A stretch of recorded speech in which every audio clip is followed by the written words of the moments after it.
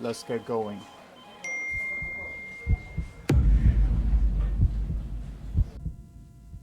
You don't get angry because of them.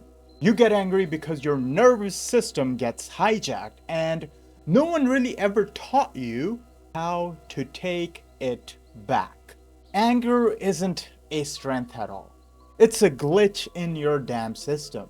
And once you understand that, you realize emotional control is the quietest form of power that you can have. So today, let's reset how you respond to people. Because the thing is, the goal isn't to feel nothing. The point is to master the space between your trigger and choice. And that's where your peace, your power actually lives. The 90-second truth. Here's something that you probably never learned. Every emotion has this biological chemical response time. Its lifespan. Anger specifically lasts maybe 90 seconds, but only if you don't feed it. When someone says something, it triggers you. Your brain dumps this chemical, cortisol, adrenaline, into your bloodstream. But the thing is, after 90 seconds, they're gone. But most people stay angry for hours because they replay their story in their heads. They rehearse the comeback. They replay their story hundreds of times. Oh, what could have they said? What would be the best response? If it happened again, what would I do? That's not anger. That's addiction to the damn story. So next time something triggering happens, do this. Number 1, breathe and watch. You're gonna have to practice some meditation. You're gonna have to catch yourself before you react and literally tell yourself, you know what? 90 seconds. Literally, say the word 90 seconds. Step 2, don't act. Don't text back. Don't explain. Don't react. Don't do anything. Just keep on what you were doing. And step 3, let the wave pass. And once the wave has passed, then sure, go ahead, decide what you want to do. If it's something that needs your reaction, think about it with the cool head and go for it. But the thing is, 90% of the time, these things don't even demand your reaction. And the thing is, you're not repressing your emotions here. You're letting the chemistry expire before it takes over you. And if you can master this one rule, you'll seem like superhuman. Because 99% of the people lose this game. Part 2, the choice point. Between every trigger and every reaction lies your choice. A microseconds of time where you need to choose what you need to do, what you need to react with. And that's the space most people never train. And you can only train this by meditating. When your brain says, flip the car back, hit back. But if you know about your choice, you ask, what response would I be proud of tomorrow? What response would I be proud of in 2 hours? Would this even matter? And those questions rewire your default settings. You're shifting from this reactive mode, the old version of yourself, to this responsive mode, the new version of yourself. So try this practice. Whenever you feel the surge, visualize pressing pause. Like, boop. Imagine you're watching a movie of yourself. Just go out and see like a third person view. And ask yourself, what scene would you want to watch next? At that point, you realize you can't control other people, what they do or what they don't. But you always control how much real estate they take in your own head. And once you start seeing emotions as data, not commands, not reactions, you'll unlock something even deeper. The observe mode. Part 3, become the observer. Most people become their emotion. You say, I'm angry, instead of, I feel angry. This is pretty simple, but it matters. One fuses your identity to your reaction. The other creates distance. So start labeling your emotions like weather.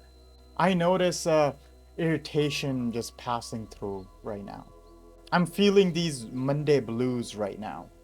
I feel like there's a storm building, but it'll clear. That language is power. because what you can observe, you can outgrow. So try this habit. Whenever you feel irritated, triggered, say this in your mind. Interesting. I kind of feel weird right now. I kind of feel angry. You aren't, your body is, which will pass. That single sentence pull you out and puts you back in the control. Part 4, the trigger map. Here's where people get it wrong. Nobody can push your buttons. Nobody does. They just find buttons that you haven't removed. Every trigger is a teacher. Someone talks down to you, it's not about them, it's about your past experiences with disrespect. Someone ignores you, maybe that's the kid in yourself which felt invisible. So start building this trigger map. Write down what triggers you. Every time you get triggered, understand why it's triggering you. Try to ask questions.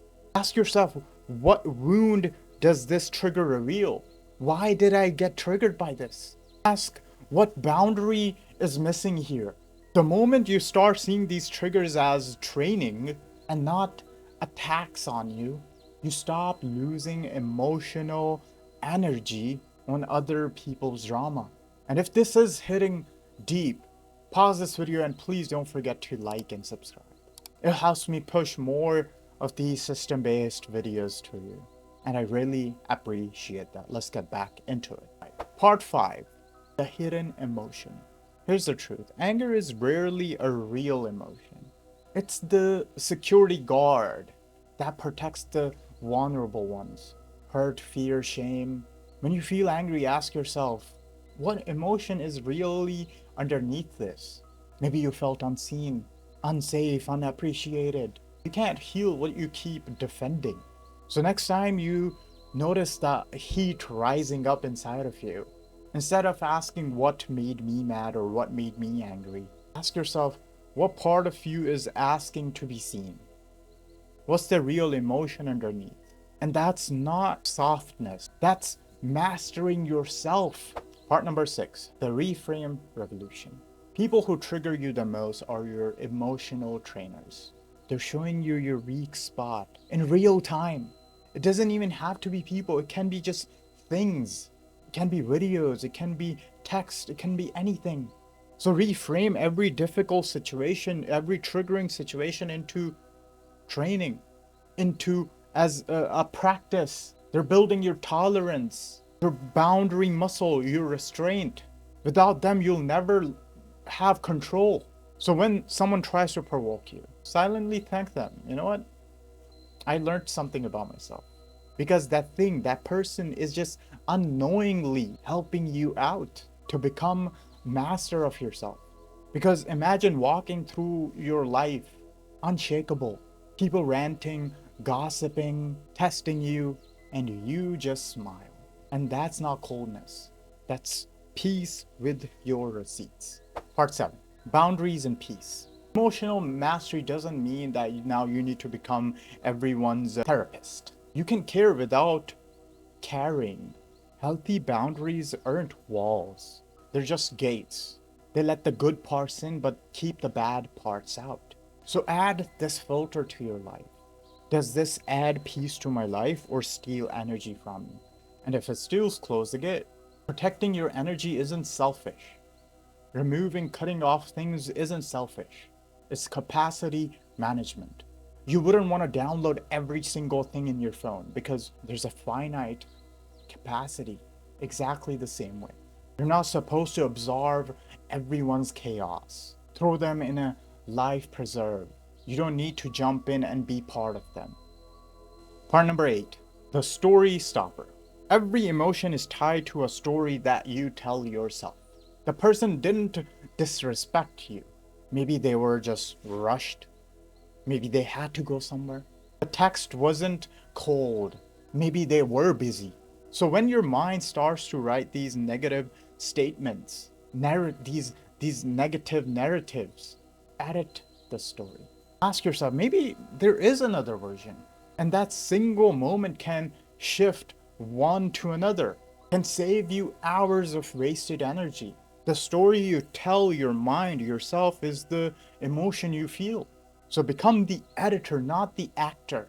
And here's the truth most people will never accept. Emotional control isn't born with you, it's trained. You don't get unbothered by ignoring all the emotions. You get there by understanding them. The person who can stay calm in the chaos is already the most powerful person in the room because they see the storm and still choose their own direction. So when next time anger tries to recruit you, remember, it only lasts 90 seconds. So don't try to build a life around something that doesn't even last 2 minutes. And if you want a system that makes this piece practical, that's what I built a reset kit for. It's not therapy, it's structure. It's linked down below. If you check it out, I'll really appreciate it. This is my comeback, and this can be yours too.